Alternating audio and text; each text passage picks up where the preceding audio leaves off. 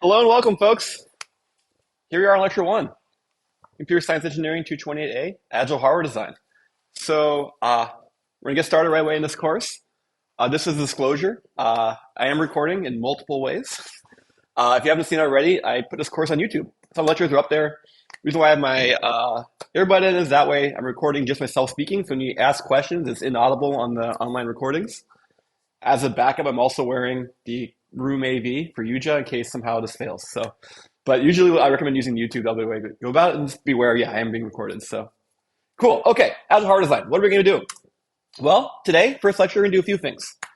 Number one, I'm going to try and motivate the course, right? Why are you taking this course? Why am I so excited about Agile? Why did the fight make this course get created in the department in the first place? Get you excited about it. Try and pitch about why we're so excited about Agile design. And then actually talk logistics, usual first day kind of stuff. Cool. So as you're all aware, you're probably in this course, there's a lot of hard design going on these days, right? And it's not just, a laptop, right? Almost everything we touch nowadays has some amount of computer circuitry in it, right? Even things like toothbrushes are now electric toothbrushes that are smart and Bluetooth and whatever, right? And have AI in them or something, right? And so we need compute everywhere, right? Not just mobile and data center, Internet of Things, high performance embedded in your cars, drones, whatever. There's a lot of chips to be made, right? There's going to be a lot of chips made in the coming decades, right? And so, okay, so we need all these advanced chips and all these designs. How does this come together? Well, you're going to need to actually build them. And so what happens if you try to actually build these chips? Well, first off, for many years we've benefited from Moore's Law, and it's still kind of true. We're getting more transistors most of the time, but usually they aren't more energy efficient. So as a result, in order to make new applications, which usually require improvements in energy efficiency, the way we get there is we actually need specialized hardware, right? Rather than having a general purpose CPU and just throwing it down, we're making, an AI accelerator for that particular application or something, right? So we need to specialize things to get that efficiency. Well, once you start specializing things, that's great for efficiency, but then because it's specialized, you got to make it, per activity, per application, per task. That means more designs, right? More designs need to be made, more designs to be built. So on the one hand, we need to build more designs. On the other hand, it costs more than ever to build designs, right? If you want to build, a super spiffy 3 nanometer, now 2 nanometer leading process edge design, that's hundreds of millions of dollars, right? It's really expensive to do all this kind of stuff. And guess what? A lot of designs, if you want to specialize for it, you can't justify a large enough market to, say, I have a large enough problem to actually work doing 2 nanometer, right? And so a lot of these challenges. And so what happens? Well, we're at a time where we need more designs for efficiency, but design costs are rising, and we actually need to shrink it to get more designs. And so all these kind of roads point to the same conclusion. That is, we need to do whatever we can to reduce the cost of design, right? That's the biggest and most important thing, right? Where we want to make it easy for people to make their own designs for replication and need, to specialize it, and make that as easy and profitable and cheap as possible, right? Okay, so how do we get there? Well, take a step back and look at how we build hardware. There's two philosophies, and this kind of gets to the core of the course, right? Historically, hardware followed the waterfall principle, which is, used in a lot of engineering, right? So imagine you're trying to build a dam, right? You're going to do a lot of research in that. You're going to really research the place you're building it. You're going to model the heck out of it. You're going to really design it. You're going to iterate your designs. You're going to model, do it one step at a time. And finally, at the end, you're going to pour, millions of gallons of concrete, right? And the reason why I go through all this process, we do things very carefully, procedurally, go on from one step to the next step until you're sure the prior step's done perfectly. Because you only can pour concrete once, right? Once you've made that giant dam, you can't tell someone, you know what, it's a great dam, I want it 1 foot to the left, right? That's not an option, right? That's not something you can do, right? And so this has worked really well in engineering, where some things you can't do more than once, right? Things like pouring concrete, you only can pour concrete once. You won't be really sure when you can pour it, right? By contrast, in the computing age, right, we can embrace the Agile philosophy, which of course was pioneered for software. And the reason why we can't use it in hardware, and that is, you know what? We don't know the right answer in the beginning. And so we kind of try things out, right? Guess what? You want to make a small change to software? You make a small change to software. You change the line of code and rerun it, right? In the case of hardware design, make a small change to hardware design, rerun the entire tool flow. Maybe it's a lot of work for a computer to do a lot of running, but it's not for you doing a lot of work, right? So you just kick it off and run it over again. So as a result, it's a much more natural thing to do, where you have a situation where you can adapt. Why not do that, right? So get something going and then adjust. This is kind of the whole philosophy of this course, and that is, okay, historically people teach hardware design as a waterfall. You got to have a proper design document, a proper, specification. You got to have it correctly built, and you got to, have unit tests, and you got all these things take the Agile approach, right? Get something working. It's not going to be perfect. It's not going to be all the features. It's not going to be optimized. But then iterate and improve upon it, right? And as part of this course, not only am I pitching Agile, but I think if you get used to both philosophies, you'll see where they have certain strengths, weaknesses. And based on the context you're in, you can see what makes sense, right? In a situation where you only can do something once, the waterfall on the left makes sense, right? You only want to do it once. But if you have the ability to do things multiple times, take advantage of that, right? There's nothing wrong with, changing line of code, rerunning your test. Change line of code, rerunning your test, right? Nothing wrong with that. Cool. Questions, comments so far? Great. Okay. So, going off that thing, kind of taking it more concrete to hardware design rather than just philosophies in general. Like I said, you imagine a waterfall style hardware design philosophy. You'd say, okay, first we'll specify a design or design it, implement it, integrate it, optimize, verify. And the rule about waterfall, the reason this name comes from, is you kind of go from one stage to the next. Kind of imagine going down a medium waterfall to the next waterfall down, a mountain. It's not just one waterfall, it's, multiple little steps. The idea being you complete one step perfectly and fully before moving on to the next step, right? And so guess what? If one of these steps ends up being slow, it holds up everything, right? Versus the Agile styles, you know what? Let's just do this little bit of steps as I possibly can. Recognize that when I get through all the steps, I'm probably not done. I'm going to go through them all again. But the point is, if I see the final picture and say, I have a thing that's done, but it's lacking this feature, okay, fine. Go add the feature and go add it back in. But seeing the whole picture at once is really, really powerful. And so this change, was, a big battle in software 20 years ago. And guess what? The Agile folks won by a landslide, right? Nobody does waterfall software anymore and haven't done that for decades, right? Because you're all probably too young for this, but there was time period people like Microsoft that had, here's a new OS. It'll be 5 years behind schedule and not be shipped, right? That was a thing back in the day, right? You're all too young to remember that, but that was waterfall, right? And it turned out, you can't do things like that. You have to do Agile. Agile is it's so common now in software, people don't even call it Agile anymore. It's just reasonable development practice, right? And so hardware has been resistant. And so this course, as well as others, we're excited about, taking these philosophies into heart, right? Get something working, iterate and improve. So rather than saying to get, perfect one step at a time, no. As I say in this course, close the loop, right? Not just get a design going, but actually try to get a small piece of it running and actually even optimized and verified. See how it looks. It's not going to be done, but when you see how it looks, the whole thing combined, where to put your effort on to improve it, right? So you can kind of keep improving it where it goes sense. And the thing is, we do this stuff all the time about thinking about it. For example, if you're writing a paper, sure, you might write an outline and then you might write a draft, but you're probably going to go revise it, rewrite some portions, not rewrite other portions, revise some portions more than others. So you kind of are doing a more agile approach, right? See the whole big picture, then start revising it, right? And so this is the same thing for software and hardware, right? You want to get embraces the idea of, iterative improvement, constant adaptation, that kind of stuff. Cool.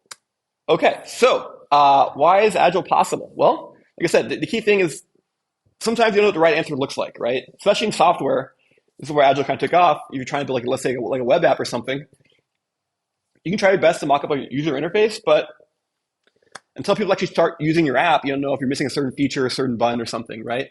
And so as a result, embracing Agile is very common in software because, you know you have to change the app, know to change the interface. In hardware, we should take the same philosophy, right? When you start a project, you may not know where some of these key constraints are going to be, and it's better to actually not know and then adapt when they arise. For example, when you build a new hardware design, it's one thing to have an idea, conceptual ideas, another thing to actually write Verilog, but a third thing to actually know where is the critical path going to be, right? And of course, when that actually emerges, after you push it through physical design flow, how do you adapt to that critical path? How do you change that? Or let's say you change cross technology. You have one design and one technology, and you try it out in another technology. How are you going to handle that case as well, right? And so a lot of these things kind of come up where we said, recognizing that even if you want to get it right the first time, you can't. You can't know the right answer. You have to kind of adapt to the notion, okay, I'm going to kind of iteratively adapt and adjust things. But hey, that's good, right? And so, like I said, Agile's been really great for software. We're now trying to bring it to hardware. And the whole kind of point of this course is to take that philosophy, right? They kind of view hardware as a more fluid, adaptive process, right? And so kind of like to be a little snarky about this, I say writing Verilog is kind of like pouring concrete, right? If you have Verilog that does exactly the right thing, that's verified and correct and is well designed, it'll last forever, right? There's some hardware design teams that, have some Verilog file that passed around for, 10, 20 years, right? it will last, right? But the thing is, to get perfectly verified, Verilog is actually robust and correct, takes so much effort. And once you've done all that, if you want to change it, get out of it, right? No, you don't want to do that, right? It's like it's so hard. It's very brittle. You're going to break it. It's like concrete. It's going to be very strong when you put the right thing, but if you want to change it, it's tough, right? And so instead, we're going to take a more agile philosophy. We're not going to use Verilog in this course. And because that would be more nimble, we're able to say, you know what? Here's our design. It has these properties today. Oh, you want to change it? We need to change it to meet something else? Fine. Make it really easy to change, and we can do that. And so we're going to do that without things like Verilog to make it more possible. Cool. Questions so far? I'm kind of espousing, as you see, it's a little bit more philosophical than concrete facts so far. So I'm curious if anyone has any counterpoints or questions, concerns. Cool. Okay. So, why am I so excited about Agile hardware, right? Well, number one, let's start off. We want to reduce designer effort, right? We want to have designs that get the right results quicker for designers. So less human hours to get an answer, right? And so part of the why this Agile process helps is when you're starting your design, you don't know where your critical path's going to be. You know where the main bottlenecks are going to be. But if you take this Agile approach, you build the entire thing, actually push it through a tool flow, see the results, see where your critical paths are. When you actually spend your time optimizing it, you're going to be doing the things that actually matter rather than wasting time on things that may not be the critical path, for example. As a result, this kind of iterative approach of revising, you can get better results, not just a functional result, but actually more optimized. You can be better profiled and guided in what you're doing. And then finally, this is the reason why Agile won in software, much more predictable design process, right? You don't want to have hundreds of people working for years and then have a product that doesn't ship, right? That's a disaster. It happened all the time in the 90s for software. Massive projects did not ship, right? And taking an Agile philosophy made it work, right? Even way back to Unix, if you want to go back even a long time ago. If folks are familiar, Unix was competing with something called Multics. Multics is a multi-decade effort by companies in MIT. Unix was started after and finished before and took over the world. So it wasn't saying Multics was ineffectual. It was just to say that, hey, guess what? Getting something small and viable and working and iterating and improving, they were able to get a lot more done than this massive, perfect waterfall thing. So yeah, embrace revision, embrace, improving. It's okay to be okay today, and then you'll make it better tomorrow.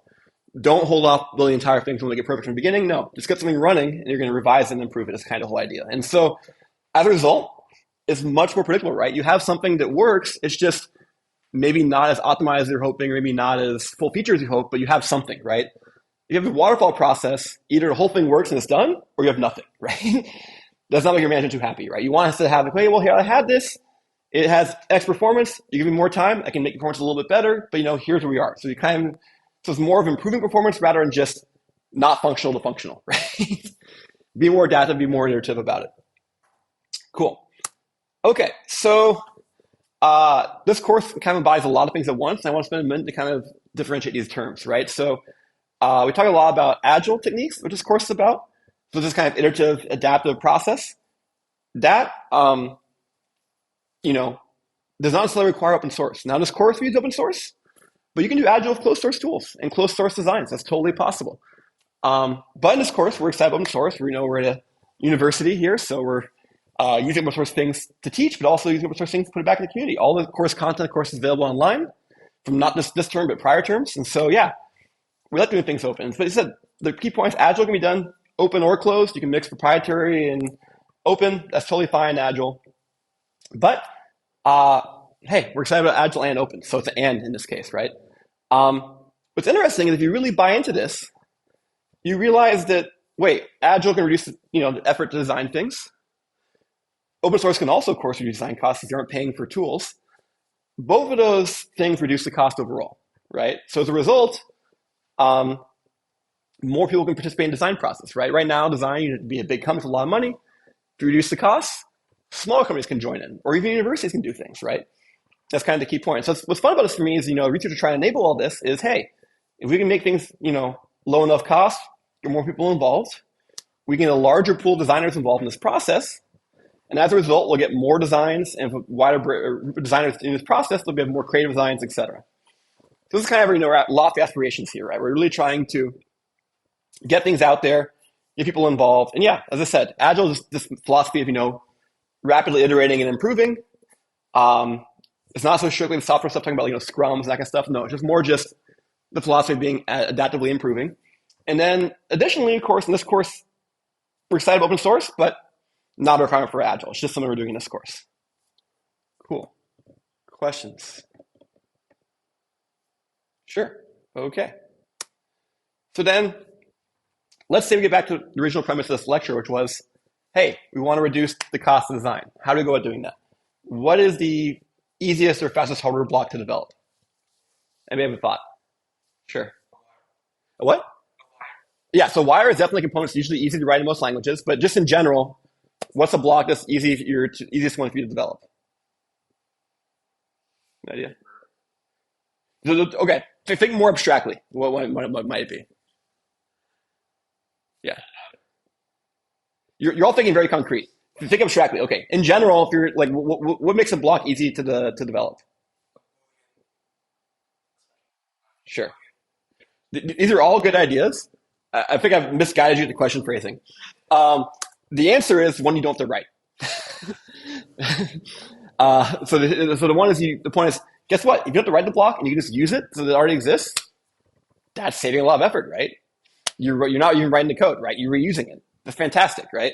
And that's kind of the point. So hardware design right now, you can't tell you how many. If you go talk to an industry, there's some components that people have written like dozens of times in their career. The exact same component, the exact same person. It's not even the team rewrote the same component. The same person's rewrote the same component. The same kind of I need a 5-port arbiter of this kind of handshake protocol. They keep rewriting that because it's too hard to reuse Verilog. And the thing is, a lot of times you have a hardware component that's like 90% what you need. It sounds like you're really promising. Oh, I'll just like fix the last little bit. When we start really getting to hard design in current languages and try and tweak it and modify it for your needs, you break it, you break the verification guarantees, and so that's a waste, right? And so you know what? Stop rebuilding the same things over and over again. Let's reuse things, right? And so that's the whole idea, right? You want to have components you can reuse so that when you're building a design, you can take these building blocks of things that already exist and you spend your time on the small parts of your design that you need to design. It turns out at the end of the day, most designs have some unique portions. Otherwise, you would have bought a chip that already exists. But not every gate is unique to your design, right? If you're building an AI accelerator, sure, you have your map mole unit or something, right? If you're building a processor, there's a lot of processing components you can imagine are very common. Or even a processor itself, you have run a RISC-V core generator or something, right? The whole point is you want to have reuse, right? Things you get to reuse is code you don't have to write. Now, of course, if you'd actually use this reuse, to actually reuse these components, you need that component to do the right thing, right? If it's, let's say, 90% the right thing, sometimes it's not close enough in hardware. It's too much work to actually change it. You actually need to be exactly the right thing, and it needs to be correct, right? You don't want to take someone's code and then find out it's buggy, ship a chip that's buggy, and then your company's ruined, right? So these are kind of important constraints. But the goal is reuse, right? Okay, so how do I get that reuse? Well, one way to get that reuse is something called a generator. So normally to write hardware, you write like a module. Okay, here's my module does X, right? Great. And if the module is correct, perfect. It does the things it's supposed to do. That's what we want.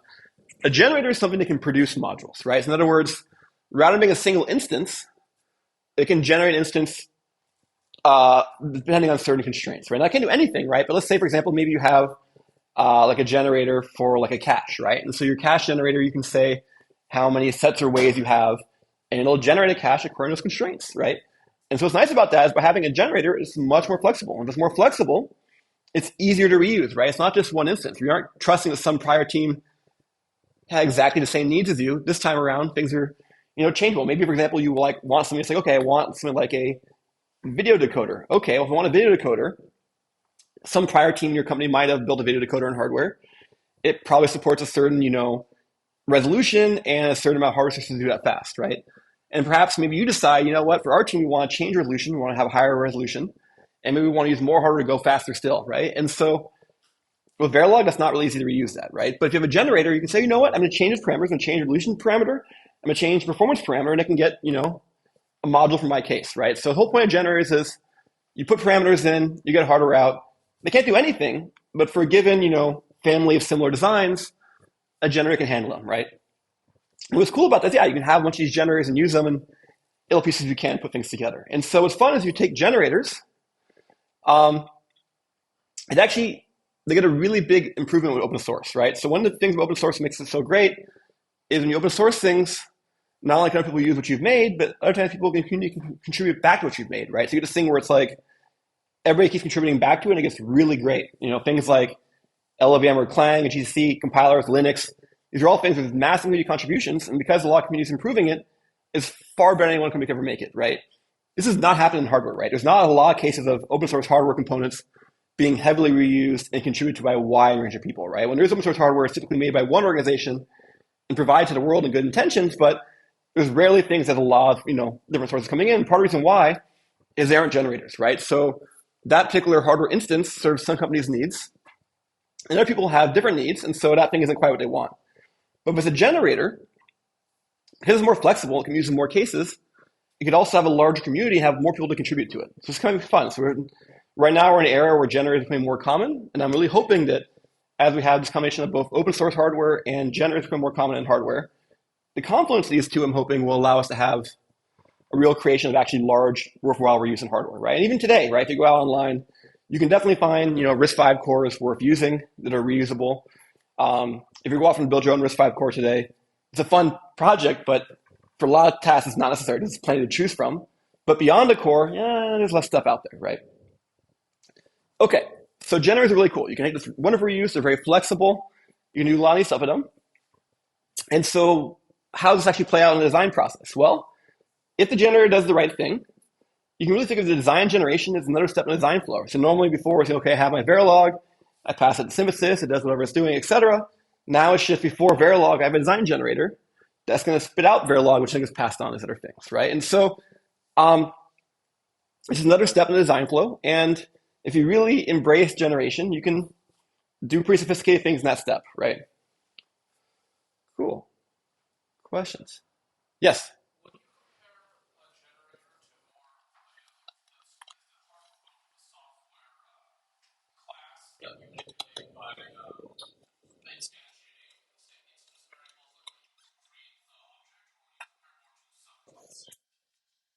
I would compare it more to a class. That's a great question. So in terms of making analogies to software, it turns out software kind of got this right.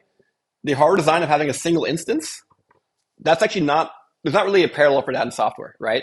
It'd be like if someone, your company tells you to solve a problem, you're like, oh, okay. And you solve that problem, and this is that one problem manually, and you didn't write any code. Like you did what you're working on a calculator, you solved a problem. Okay, here's the answer, boss.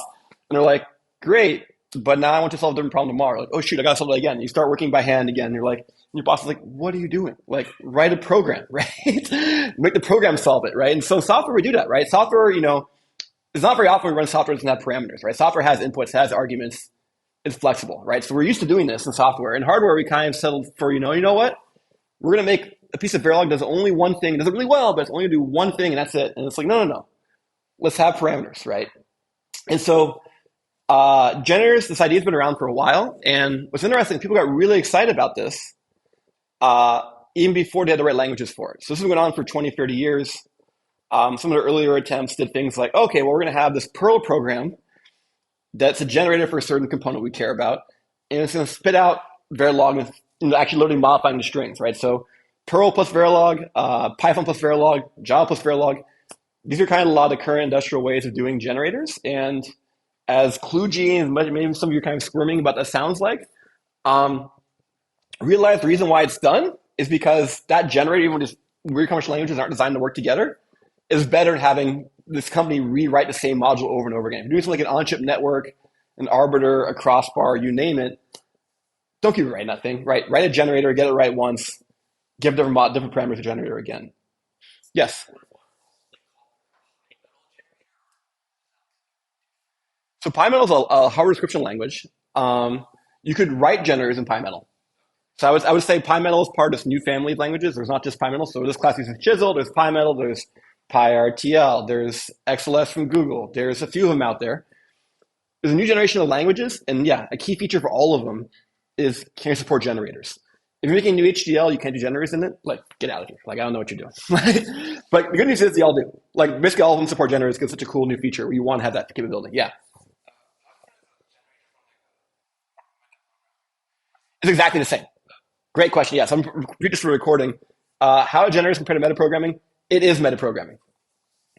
So Some of you may be familiar with template and then programming plus plus. You're like, oh my gosh, header templates. It'll be more friendly. It'll be more general than that. But it's the same spirit, right? You're building a program that builds programs in a way, or in this case, it's a program that builds hardware. I saw a few more hands, maybe, or cool, great questions. Okay, um, so as I just mentioned a second ago, in this course, we're using a language called Chisel. Um, this was a research language made years ago. It's now, industrially used language. If you have a Google Pixel, I think it's after Pixel 3 or Pixel 4, you have Chisel in your pocket. Not for the entire thing, but there's a Chisel component inside there.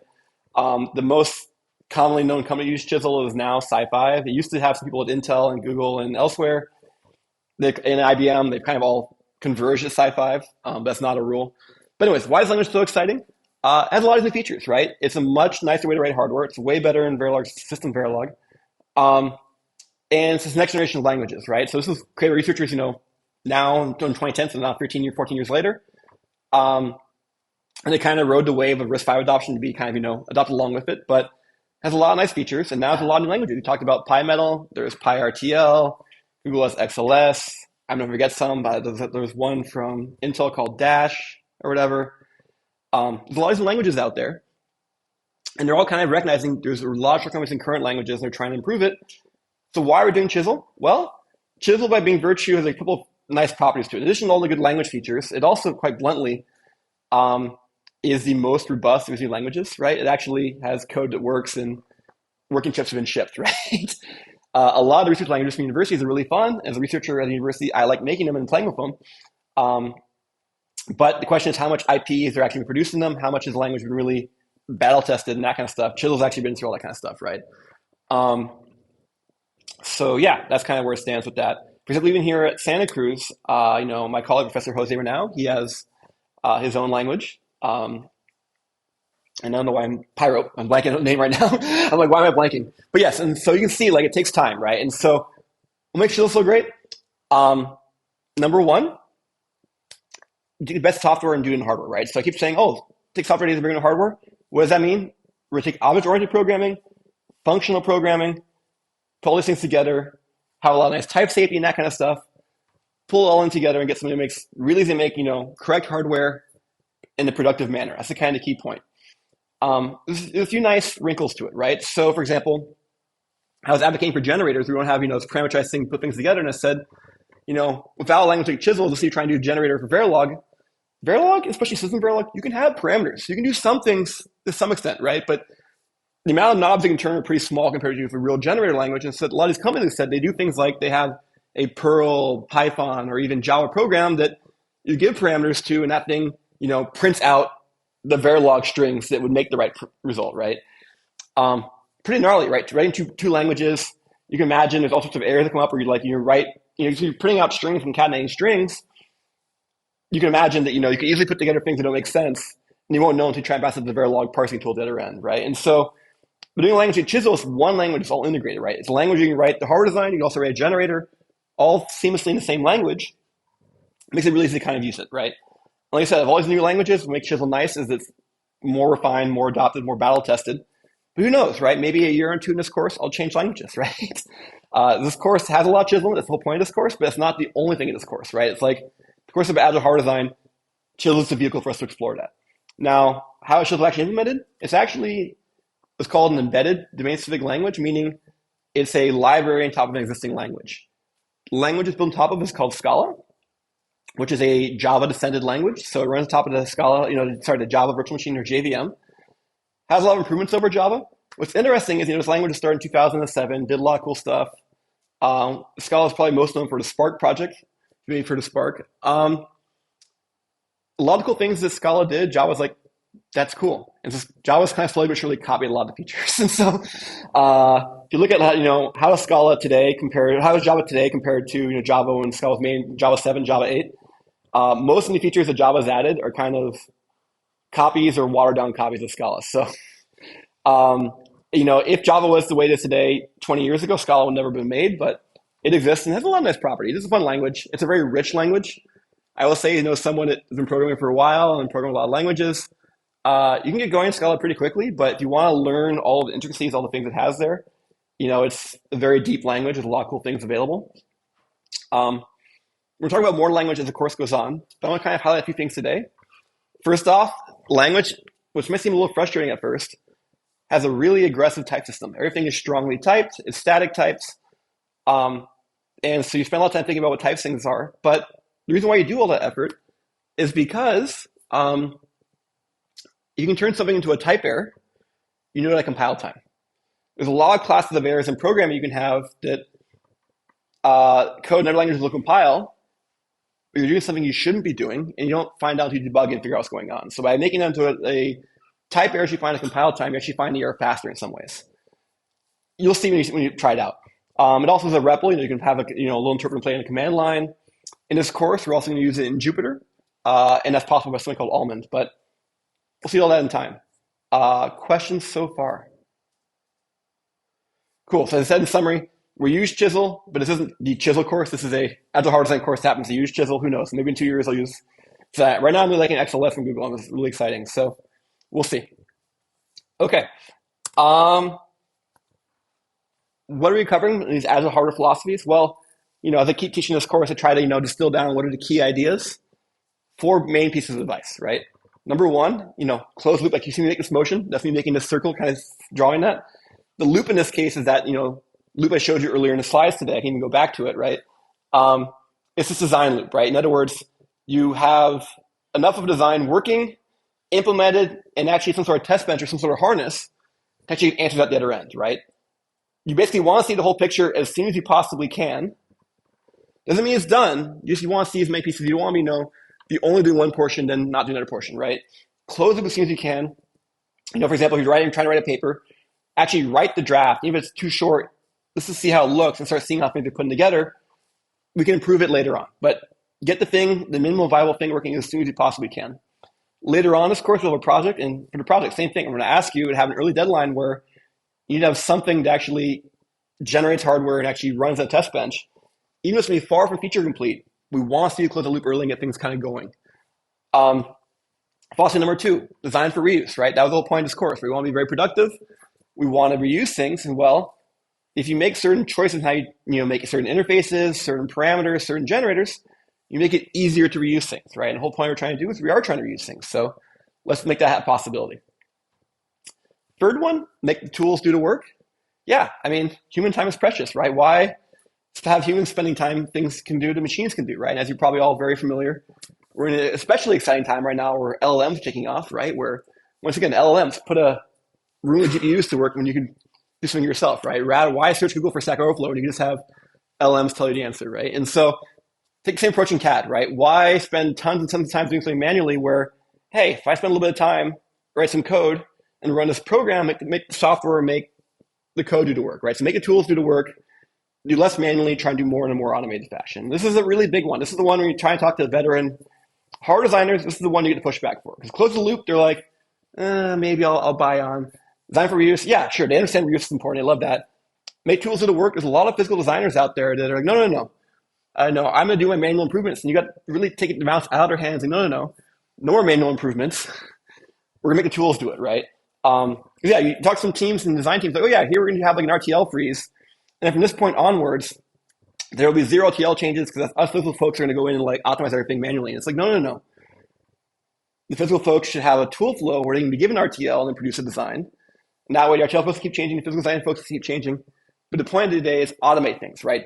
Try to have humans doing as little as possible, make as much as possible by the tools. And this is something that Field's been doing for a long time. We're just going to keep it going, right? You can imagine, for example, let's say you're building a chip, 20, 30 years ago. You may have had not even millions of transistors back then, maybe hundreds of thousands of transistors. So certain design scenarios may occur really rarely. In 2024, if you have, tens of billions of transistors on the same chip, even when you're using the CAD tools correctly, there will be certain issues that come up that are really rare issues. But if you have 50 billion components, you're still going to have rare issues as a good number, right? That's too many for you to fix manually. You need to make more tools. Embrace automation, make tools do the work. And then finally, in this course, I talk a lot about design for readability. In that case, I'm talking about actually the code. So we're going to have a lot of code examples in the lecture. And I'll show you writing the same functionality in multiple ways. And we'll talk about the trade-offs in terms of which one's easier to get right, which has certain properties, as well as which one's more clear. And there's some cases where we will know really elegant ways to write code, and I'll argue for the simpler way, which may give me more lines because I think it's more clear, right? And so we'll have that debate. I welcome discussions during those lectures to have that conversation about what you think is more clear and that kind of stuff. Cool. Questions? Good? Okay. So it's the same thing I just talked about. Here's a text form of it. Yeah, these are kind of the main key properties of this course. That's why I keep talking about them. And throughout the course, I'll, in a given lecture, I might say, oh yeah, here's an example, close the loop, or here's an example of designing for reuse, etc. Cool. Okay, so that concludes the high-level motivation. So we can jump into logistics if folks are ready. So logistically, who should take this course? Number one, people who want to be in this course. But in terms of actual prereqs, this course pulls together multiple concepts, right? We're going to be designing hardware. To know what you're designing, you probably should think about architecture. But also, we're doing a lot of advanced programming. And so I find most students don't have all skills in all three, and that's totally fine. The course is designed to accommodate that, right? We will cover stuff in this course. And for any given category, we're prepared to handle a student that's not as experienced in that. But if you're experienced in all three categories, it's a lot of work, right? So that's why I recommend experience in at least one, if not two of these areas. So for example, maybe your person has a hardware background, so you've done a lot of hard design in Verilog, and you've done a little architecture. You don't know as much advanced programming. We'll cover that in this course. Or maybe you're a software person. We'd love to have software folks join this course, and you need to learn more about hardware. We'll help you get there, right? We want to try and build a bigger community. And so the goal is that people writing software to build more sophisticated hardware. That's the goal we're trying to encourage here, right? So if you have any questions about this, any doubts, come talk to me or email me. But yeah, the other question, of course, naturally is enrollment. As you see on the scheduling page, we have a few seats left. Additionally, I have undergrads emailing for 2 months, asking to get in the course. And so yeah, I think there's enough room probably. If you don't mind outing yourselves, can anybody who's undergrad raise your hands? That is like what, approximately 8, 7? Can I count? I think that's 7. Yeah. Stick around. I'll give a question codes today. As long as there wasn't 20 of you, you're fine. If we leave today with 31 of you enrolled, that's fine. I don't want to have 45, right? Great.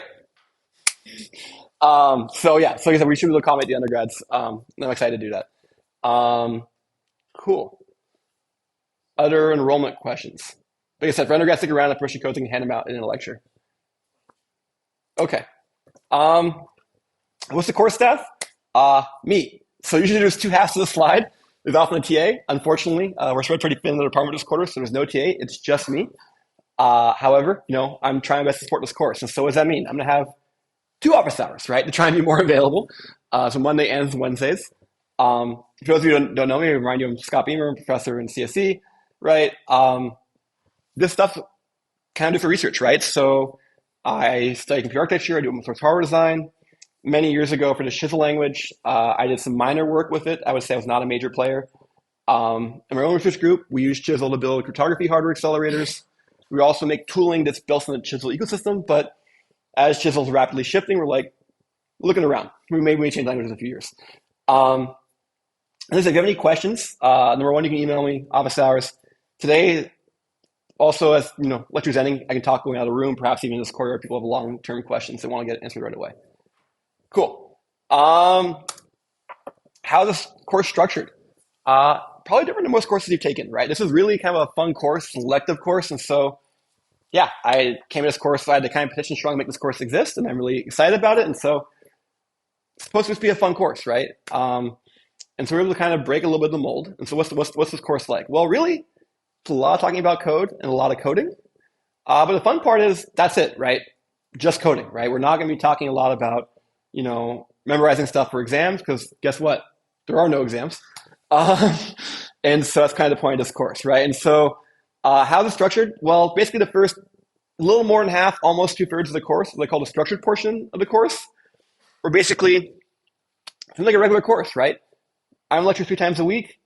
There's going to be a lab per week and a homework per week. We'll get into the details of the assignments in a second. And, you're going to write code. You're going to, do stuff like that. It's really a regular course. And then the back portion of the course, the last third of the course, a little more, you're going to do a project where now after you learn how to do all these techniques and you've learned all the language and stuff and all that kind of details, With a partner, you can go ahead and build a product, actually build a generator, and it'll be kind of fun. Um, the lectures also kind of shift gears later in the course. So in the beginning of the course, we're very focused on learning very concrete skills, certain language techniques, certain generator techniques. Later on in the course, we kind of shift more to the design philosophy. We often have a guest lecturer or two, that kind of stuff. Um, this is kind of the rough structure of this course, right? So as you can see, it's a lot of fun. So hopefully, coding appeals to you, and we can help you get better at it during the course this quarter, especially with regards to hardware. I can go into detail all these different categories and activities, but any questions so far on the logistics? Yes. So in the last week of the quarter, you'll be presenting your project. Then you'll have an opportunity to revise it following presentation. And the deadline for your revised project usually is during finals week, but that time slot should otherwise be available. I sometimes worry if this class gets like swamped. I'll need to use a time slot to have more hours for presentations. I think if we have 30 and maintain 30, we can still do it all in 1 week. If we had like 40, 50 students, then we might need more time slots. Yes.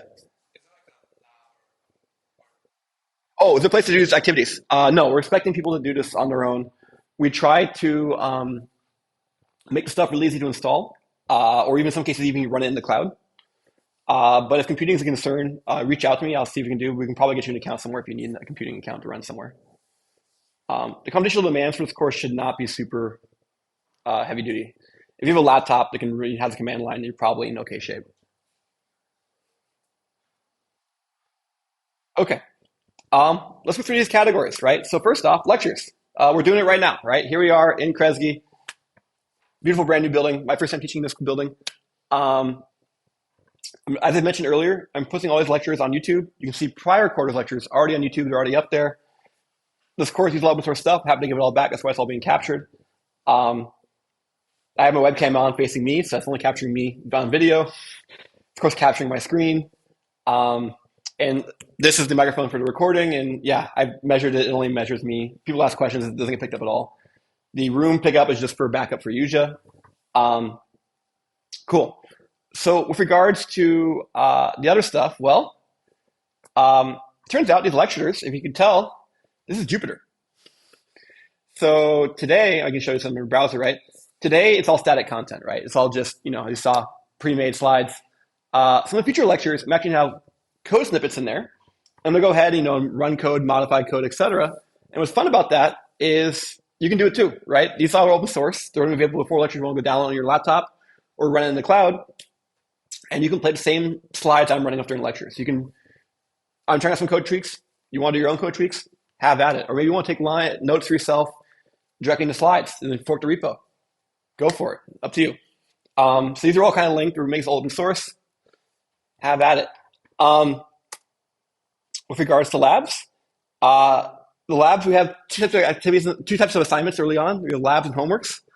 The goal for the labs is to be doable in like an hour or two. We don't want the labs to be a giant task, right? They're really just a way we're going to have very focused, very short problems where it's kind of like trying out a certain feature, right? And sometimes solutions to a given lab task might be like 1 to 3 lines. It might be very short. It's kind of like, okay, here's a certain language feature we want you to try out.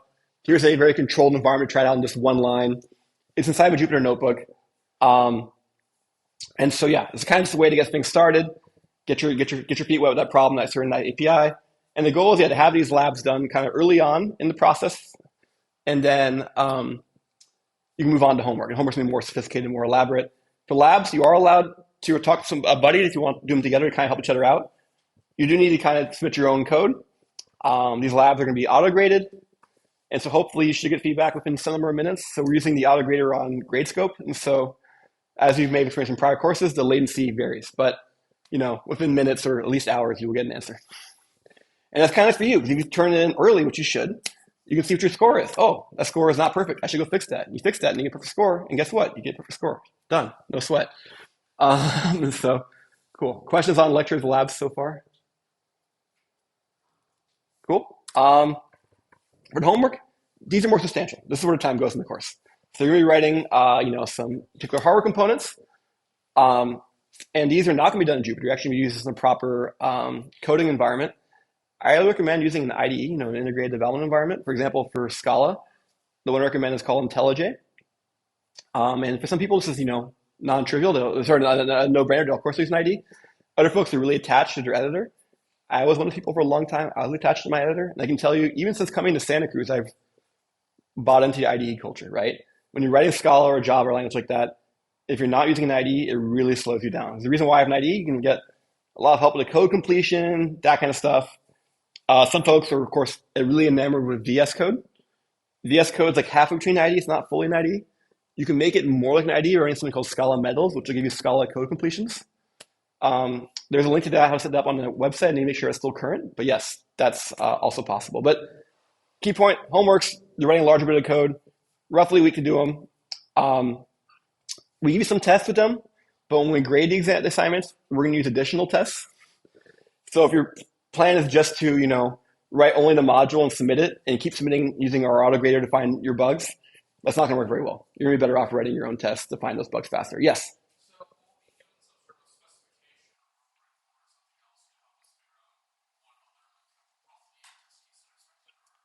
Yeah, so a good question. So the repeat the question for recording is, how are things going to be specified? Yeah, so the homework assignments, we will specify the behavior.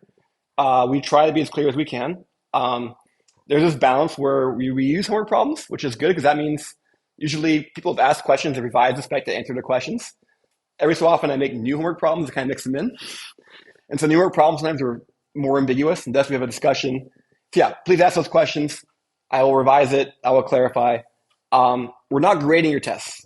We're grading you on how the thing works, but if you don't write your own test case, it's going to be a lot more work for you. And the whole point, of course, is to learn how to be productive, right? To not spend a lot of time, right? So you write your own test cases, you'll get to a working design faster. Additional details. So for this course, here's how we handle late stuff. So me from my other courses, I'm very strict about late policies because we post solutions. In this course, we do not post solutions. So the late policy is not about the answers being out there. The late policy is just trying to keep you incentivized to keep on pace for the course because otherwise you fall behind and it's really hard to catch up. And so how do we do that? We have slip days, right? So this is for homeworks, not for labs. For homeworks, you have, a slip day, meaning you turn something in late. If you have a slip day left, and it's only one day late, boom, that's a slip day gone, right? But no grade penalty loss, right? So basically sometimes things come up. Sometimes you're working on code and something was harder than you expected, took more time. Or maybe you get sick or something and you were working on a schedule and you just got sick and you couldn't work a couple of days. Slip days, right? This handles the vast majority of cases. There should never be a reason to ask for extensions. And my advice to students is protect your slip days. I think some students use them on like homework 1 and 2. And then homework 3, like, oh my gosh, homework 3 is like way more work than homework 1 and 2. I should not have used it. Yeah. Trust me, homework 1 is easy compared to later homeworks, right? So you want to get the homework 4 and 5, most slip days still left. That's my advice. If you run out of slip days, then we have a very steep, point penalty for late assignments. But hopefully it doesn't happen. Most times I've offered this course, most students get most things in on time or close to it, and then 3 slip days covers those cases. Slip days are, integer, right? So let's say you turn something in 1 hour late, counts as a slip day. So you might as well spend, the other 20 hours, make sure it's really correct before you turn it in. Yeah, you can use, 3 days on one assignment or, 3 assignments in 1 day, however you split up. That's the case. For labs, there's no slip days, but labs are worth a lot less points. And so for labs, there's a late penalty. Try to get them done soon. Getting labs done late really reduces the benefits. That's why we really want you to get them done. The homework, as I said, there's a lot more work to them. That's why slip days is kind of our policy for them. Cool. Questions? Okay, and then the project, right? So the project's fun, right? Where you get to go off and build your own hardware generator. You get to propose a generator and you're going to build it. Due to the size of this course, I'm pretty adamant about you doing it in pairs. That's just fewer projects for us to grade and fewer presentations at the end, right? If we had only 8 students, we could have 8 individual projects, but we have potentially 30 students, right? In which case, 15 projects is still a pretty hefty amount of projects to watch. And if you actually for each these projects, you're going to propose a project, you're going to get feedback on your usual proposal, you're going to implement it, you're going to talk to staff as you're developing it and working on it, and then you're going to, present it when you're done. And we're going to get feedback right away, so that way after presentation, you still have a few more days to make some final tweaks to it if you want to get that thing revised. And so it's going to be a lot of fun. I've seen a lot of different types of projects over the years from students doing this. I As you start getting developing with Chisel, you get a sense for what's reasonable to build and what's kind of interesting to you. So a lot of times students build something that's kind of, for them, personally interesting. Last quarter, for example, one of the most sensational presentations was a student really wanted to build a emulator that could play the audio format for a Game Boy. So you could take like Game Boy ROMs and play the music, which at first you're like, that seems like a pretty fixed function thing. It's not very parameterized or flexible. But then, oh yeah, a couple more lines of code. Now it can do, Game Boy and NES, and it has some other features. They also put on an FPGA and actually gave their presentation from their design running FPGA. So that's shooting the moon. This course does not need to touch FPGAs. Until a student, nobody touched FPGA for this course, so don't know what to do. I'm just telling you, like, people can get excited and build things, right?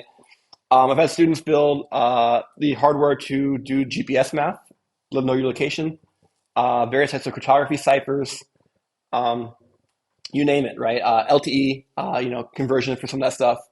The key thing we want to see for your generator project is something that has room for parameterizability, right? Something that has some combination of parameter knobs, so you're building a generator rather than a single instance. And also, of course, you'll make sure the size is reasonable. You don't want to be having this like too big. But it's fun. And it's kind of a cool part of the course. A lot of the professors in this course have open source their designs, which we encourage, but it's not required. You can get full points by keeping it closed. That's up to you. You're going to need to use GitHub, but you can have a private Git repo and add me to it. Cool. We'll talk more about the project as the course goes on. We start talking about more like week 5. So for now, focus on just learning Agile hardware and going at Chisel. In the back of your mind, maybe start thinking about who your partner might be or what project interests the two of you. Cool. Questions? Okay. So in terms of this course, there's a lot of parts of this course. So what are we doing?